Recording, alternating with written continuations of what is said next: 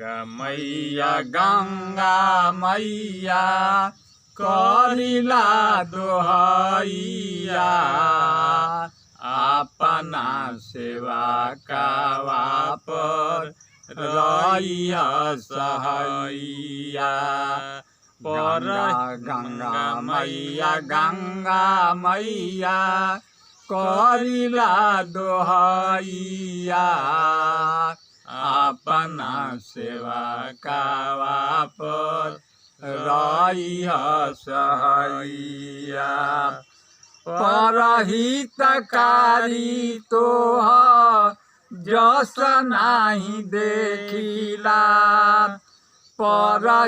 परहितकारी तोह जस नाही देखिला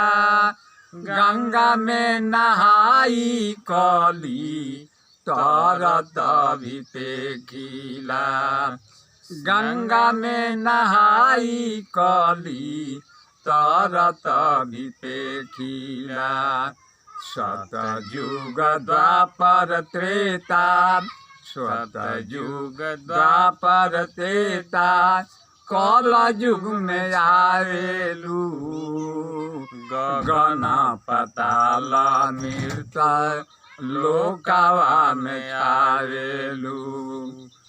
अर्थ धर्म काम मोक्ष चारो धाम देवेलू हमरो विपतिया में शामिल तू रहेलू चाहे जान सबनी तीरथावा से बढ़ी चढ़ी रहेलू सबनी तीरथावा से बढ़ी चढ़ी रहेलू चाहे जवन जे करा के उहे सब देवेलू रानी महारानी हऊ रानी महारानी हऊ पानी तो हर चनिया गंगाया स्नान कर छूटी हलकनिया गंगाया स्नान करे चल सुंदर जानिया गंगाया स्नान करे चल सुंदर जानिया सतुआ पिसान बान नून तेल धनिया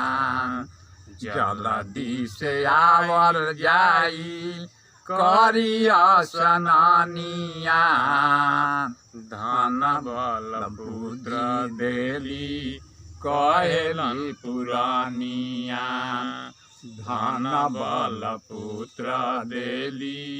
कहेलन पुरानिया गंगा मैया